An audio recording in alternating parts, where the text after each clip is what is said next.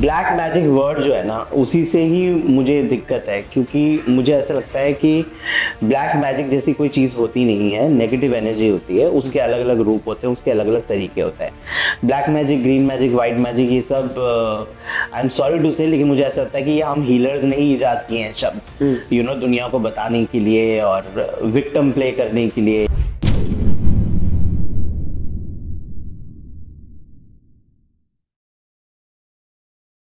कहते हैं कि ब्लैक मैजिक का कोई तोड़ नहीं होता। ब्लैक मैजिक अगर कोई आप पे करवा दे, काला जादू की शक्तियां आप पर अगर हावी हो जाए तो कभी भी आपसे नहीं छूट सकती। जी हाँ, आज हमारे बीच एक स्पेशल हमने जो पॉडकास्ट पर बुलाए हैं वो ऐसे गेस्ट हैं जो हमें इन चीज़ों का निवारण देंगे कि आपके ऊपर ब्लैक मैजिक है क्या, वशीकरण है क्या, वो किस तरीके से आपको दिखता है, किस तरीके से आपको पता चलता है, उसकी एक्टिविटी आपके घर में, आपकी ज़िंदगी में, आपके कैरेक्टर में कैसे होती है। सो देर ना करते हुए मैं स्वागत करता हूँ अनुज जी का। अनुज जी, मैं बहुत बहुत स्वागत करता हूँ टीवीटी पॉडकास्ट के मंच पर आपका। Thank you so much. आपने अपना कीमती समय दिया, तो सबसे पहले बस एक मेरी छोटी सी इच्छा है कि आपको कैसा लगा टीवीटी का मंच? बहुत अच्छा लगा, बहुत अच्छे से आपने सेटअप किया। It's very nice, very peaceful. तो आजकल ना सबसे बड़ी परेशानी है, लोग बड़े परेशान है कि किसी ने किसी का करा तो नहीं दिया कुछ, किसी ने किसी के ऊपर कुछ करा रखा है या कोई वशीकरण से रिलेटेड। तो एक बार थोड़ा सा एक्सप्लेन करेंगे कि क्या ये मुमकिन है, और मुमकिन है तो किन किन चीजों से लोगों पे हावी होता है?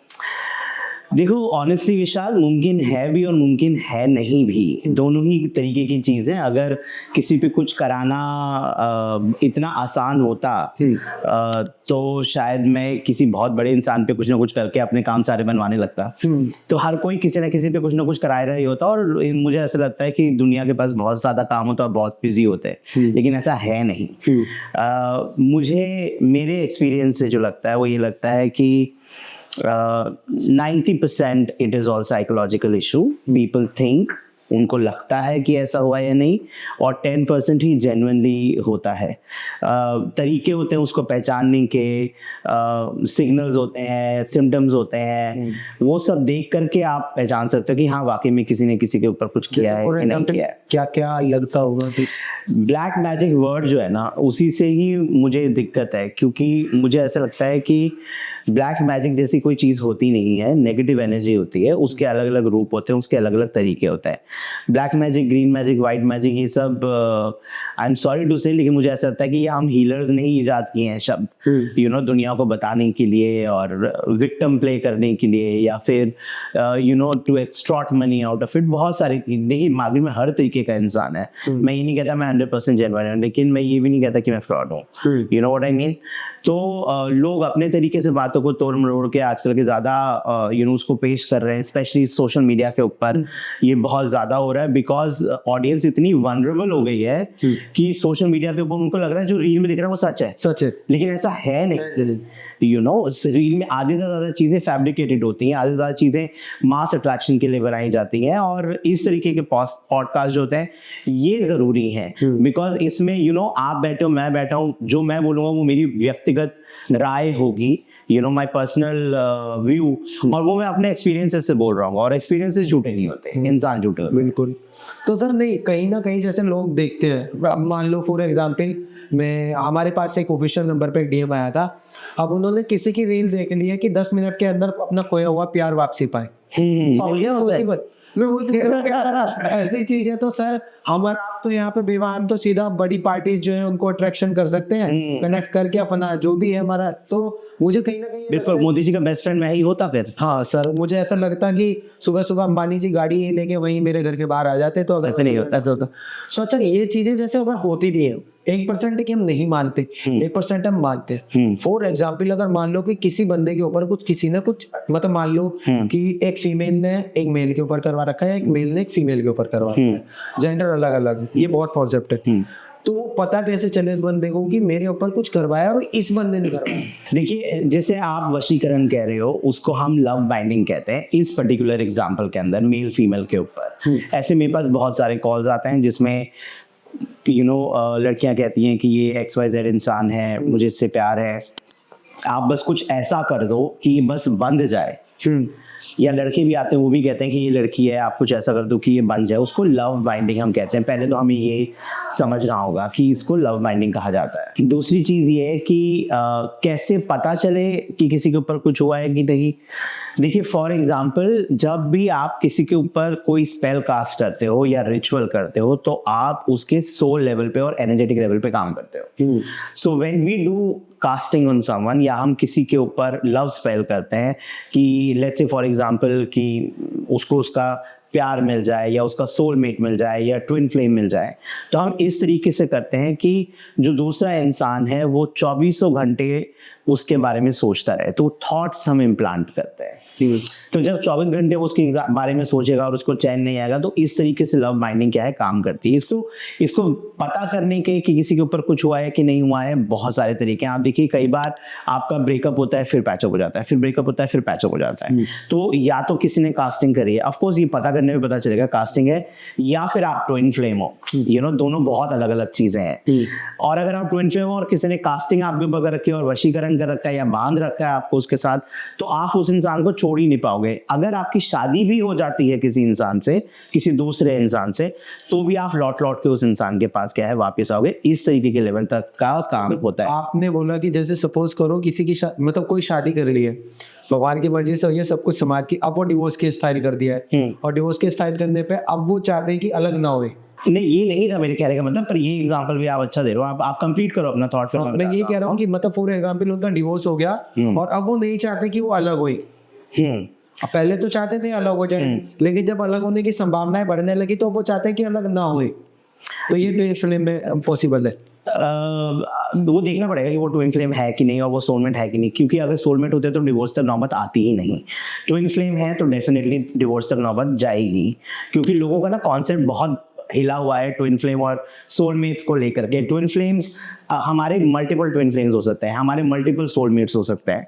जरूरी नहीं है कि एक लव अफेयर जो है वही एक हमारा सोलमेट है। हमारी माँ के साथ हमारा रिलेशनशिप कैसा है, वो भी एक सोलमेट है। हमारी बहन हमारी सोलमेट हो सकते हैं। लड़कियों के पिता के साथ उनकी नज़दीकियाँ ज़्यादा होती हैं तो वो उनके सोलमेट हो सकते हैं। तो इस तरीके से, तो जो आपने एग्जाम्पल दिया, अगर कोई हस्बैंड एंड वाइफ है, वो पहले डिवोर्स कर रहे हैं और अब वो चाहते हैं कि वो डिवोर्स ना लें, तो इसको पैचअप के वर्क में आप डालोगे, रिकंसिलिएशन में आप डालोगे, तो then you will have to dominate their thoughts and egos and then try to bring them together. फिर आप उनको इकट्ठा लेकर के आओगे, जो कि बहुत मुश्किल काम है, क्योंकि इंसानी ईगो से बढ़ के कुछ नहीं है। अच्छा, जैसे फॉर एग्जाम्पल अगर मानते हैं आपने कभी ऐसे भूत वगैरह को रियलाइज किया, कोई नेगेटिव एनर्जी आपने खुद सामने देखी हो, या मतलब देखो, अगर आप गूगल करोगे मेरा नाम तो आपको ना यही सारी कहानियां देखने को मिलेगी, क्योंकि बचपन से मेरे साथ बहुत सारी चीज़ें हुई हैं। I belong to a very long line of seers. मेरी मम्मी भी देख सकती थी स्पिरिट्स को, मेरी नानी भी देख सकती थी, मेरी बड़ी नानी भी देख सकती थी, मेरी सिस्टर जो है वो भी देख सकती है और मैं भी देख सकता हूँ। तो बहुत सारे अनगिनत कहानियां हैं मेरे पास। उसके लिए एक अलग से पॉडकास्ट लगेगा आपको, इतनी कहानियां हैं। तो नहीं, जैसे कोई ऐसी, मैं किसी उस टॉपिक की बात कर रहा हूँ कि कोई जिन या कोई भूत ऐसा देखा हो जो अपने मतलब प्यार में मर गया और वो आज तक नहीं गया हो, मतलब ऊपर। बहुत से कहते हैं ना आत्माएं भटकती हैं। अभी हमारे पास एक मैसेज आया था, मैं आपको खुल के बताता हूँ। उस मैसेज में ये था कि वो जा रहा था शादी के लिए और ओके से उसका एक्सीडेंट हो गया, वो मर गया। तो वो ये जानना चाहती है कि प्लीज, मैं जानना चाहती हूँ कि वो सच में ऊपर चला गया है या वो इधर उधर भटक रहा है क्योंकि उसका प्यार पूरा नहीं हो पाया था। देखिए, आप बात करें मीडियमशिप को, तो मीडियमशिप में यूजुअली जब मैं personally face to face mediumship करता हूँ किसी की, तो मैं कहता हूँ कि आप जो डिसीज्ड है उनका कोई ना कोई आर्टिकल ले आए, कोई चीज़ उनके लिए आए, वॉलेट हो गया, चश्मा हो गया, कुछ भी हो गया, तो उससे कांटेक्ट बनाना आसान होता है। देखिए, हमारा काम है उनको कांटेक्ट करना। वो कांटेक्ट एक्सेप्ट करके आएंगे सामने या नहीं आएंगे, ये उनकी मर्जी है। दूसरा, लोगों को बहुत ज़्यादा जो पॉइंट होता है जो इस बारे में सोचते हैं, वो ये कहते हैं कि यार उनको तकलीफ तो नहीं होगी अगर आप बुलाओगे, तो मुझे सिर्फ यही जानना है कि वो वाकई में मेरे आसपास है या रीइंकार्नेट हो गए हैं, पुनर्जन्म हो गया है या क्या है। तो ये सब चीज़ें मीडियमशिप के सेशन के अंदर पता चल जाती हैं, ऐसी बात नहीं है, but it is a very very tedious process. तो यूजली 3 कॉन्टैक्ट 4 कॉन्टैक्ट्स लगते हैं, तब समझ में आता है कि होता है कि नहीं। अगर कोई एक्सीडेंट के अंदर मरा है तो जाहिर सी बात है, ये चेक करना बहुत ज़रूरी है कि क्या उसकी लाइफ उतनी ही थी, या अगर अकस्मात मृत्यु हुई है तो किस सर्कमस्टांसेस में हुई है, क्या वो वाकई में लिम्बर में घूम रहा है, लिम्बो में, या इनकार्नेट हो गया है, या उसकी मौत ऐसे ही लिखी थी। लेकिन जीवन मृत्यु देने वाला वो है, उसको समझने की हम कोशिश कर सकते हैं। अच्छा, वाकई में बस एक ये बात तो और जाननी पड़ेगी आपसे, मतलब बहुत लोगों का कंसर्न आता है कि काले जादू को पहचाने कैसे? कोई ऐसा कोई छोटा सा कोई नुक्का कि आपके ऊपर किसी ने कुछ कराया, आप ये छोटा सा समाधान करके देख सकते हैं कि आपके ऊपर कुछ कराया नहीं? देखिए, मैं हमेशा जो भी मेरे पास क्लाइंट्स आते हैं ना, मैं उनको यही बोलता हूँ कि अगर आपको लग रहा है कि आपके ऊपर किसी ने कुछ किया है, तो 2-3 चीज़ें हैं जिसका आपको बहुत ध्यान रखना है। फॉर एग्जांपल, जब आप अकेले कमरे के अंदर बैठे हो और आपको लगातार फीलिंग आ रही है कि कोई मुझे देख रहा है, या कॉर्नर ऑफ द आई आपको लगता है कि यहाँ से कोई गया। अब वो एक बार हुआ, 2 बार हुआ, समझ में आता है मुझे, अगर लेकिन लगातार हो रहा है, कंटिन्यूसली हो रहा है, तो then there is an issue. Also जिनके ऊपर किसी ने कुछ ईवल कास्ट किया होता है, या ईवल स्पेल किए होते हैं, रिचुअल किए होते हैं, इनको एक अजीब सी स्मेल हमेशा आएगी, चाहे वो कितनी भी परफ्यूम लगा लें, कितना नहा धो लें, सफाई कर लें। लोग बोलते हैं हम तो सुबह उठ के नहा लेते हैं, बदबू का तो सवाल ही नहीं है, एक अजीब सी महक उनके पास से आती है।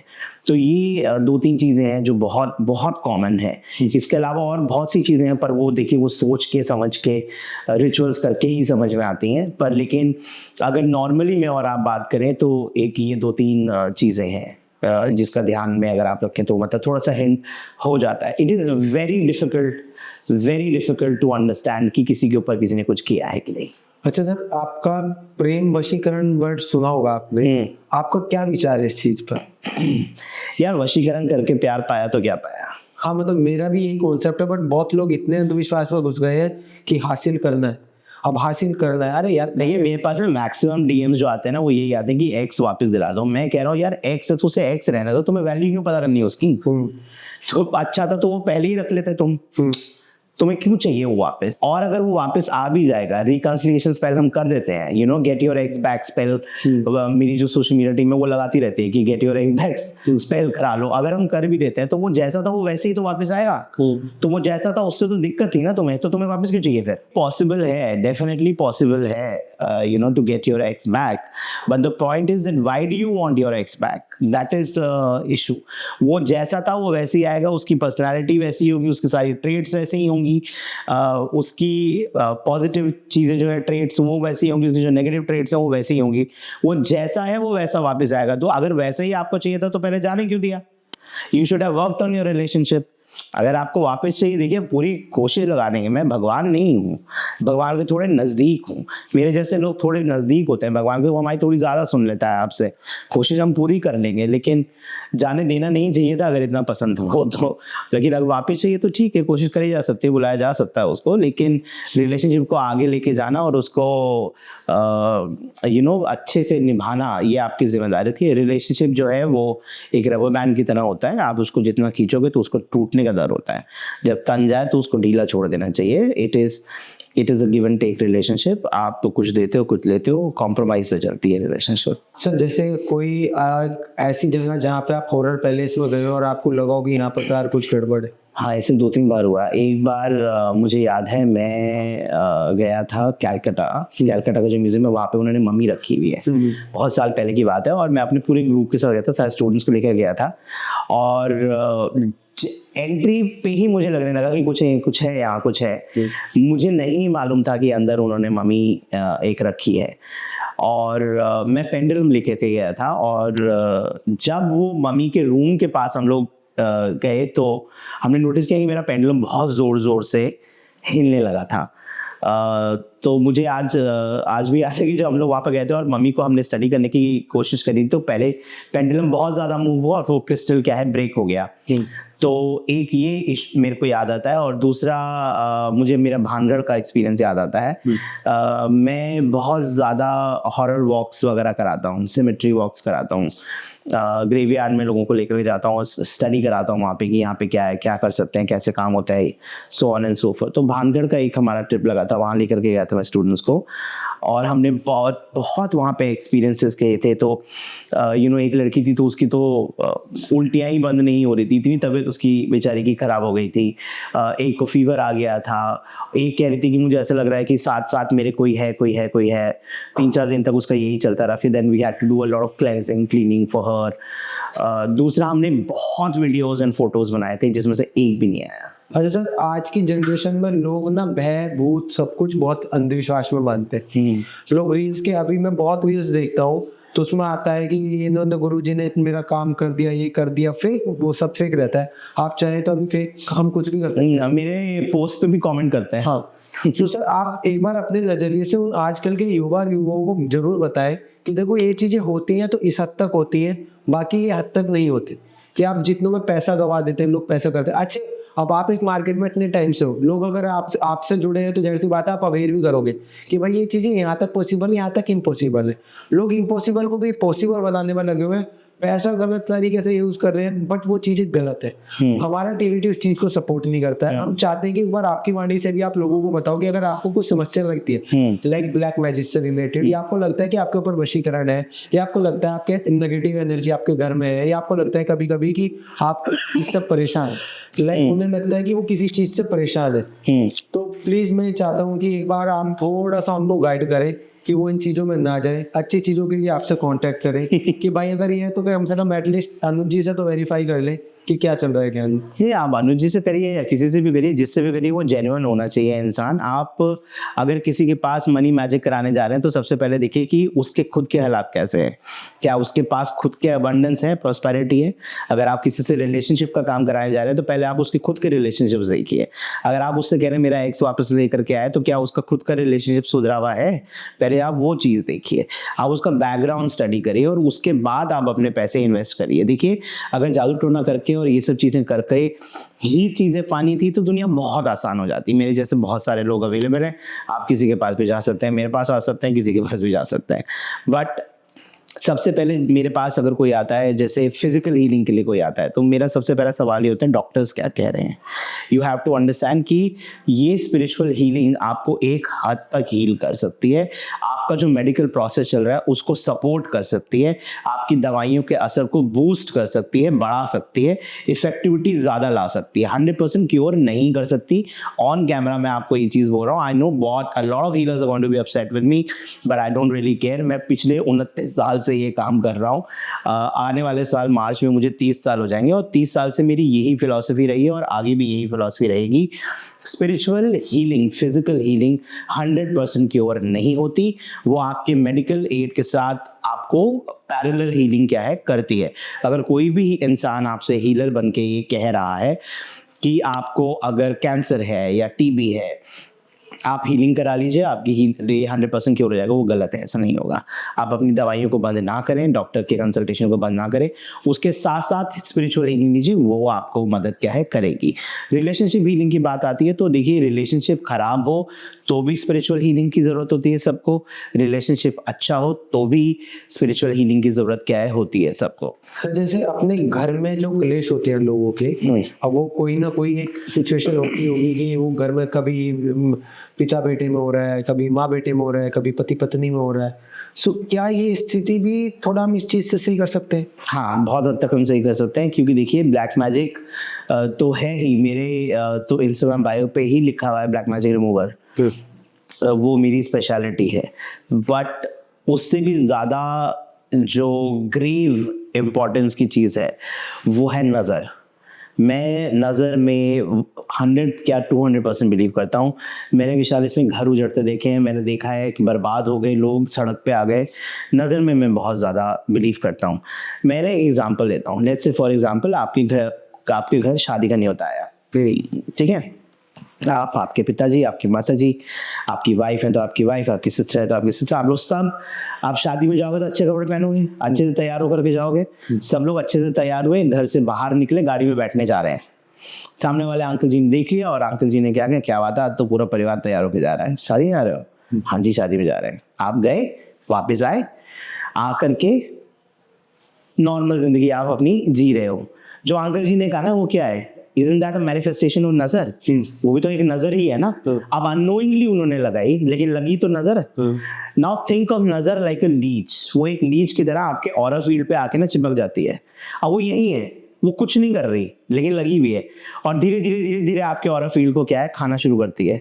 जब खा लेती है, छेद हो जाता है, तो फिर वो अंदर आती है और उसकी मैनिफेस्टेशन स्टार्ट हो जाती है.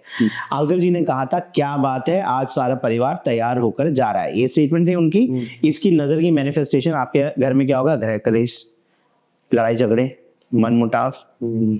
इस तरीके से नजर क्या है, मैनिफेस्ट होना शुरू हो जाती है.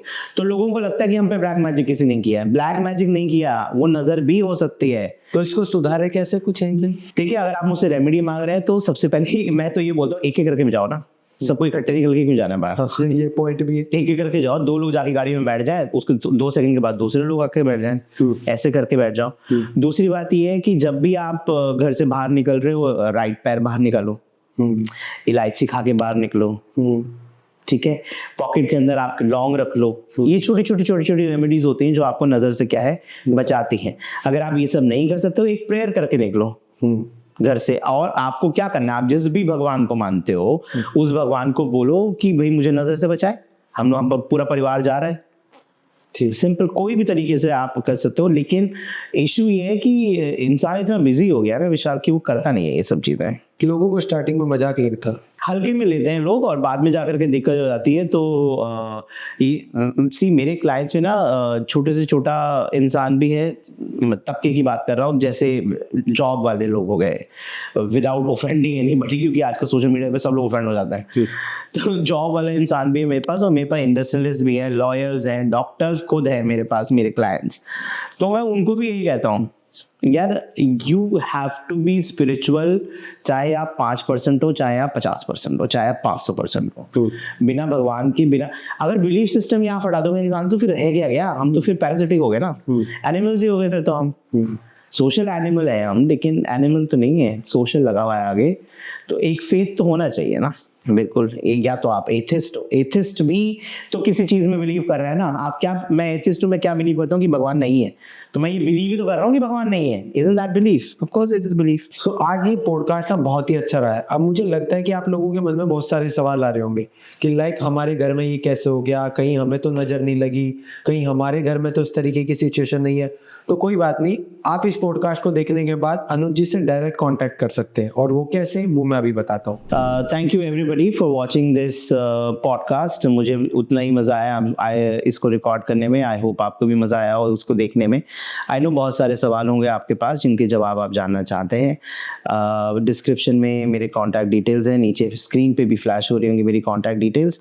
आप मुझे डायरेक्ट कॉन्टैक्ट कर सकते हैं. मेरी टीम आपसे कॉन्टैक्ट कर लेगी, आपको जवाब दे देगी. और आई होप कि आपको मुझे कॉन्टैक्ट करने की ज़रूरत ना पड़े. आपकी समस्या है ऊपर वाला अपने आप ही ठीक कर देगा. और वैसे टेक केयर.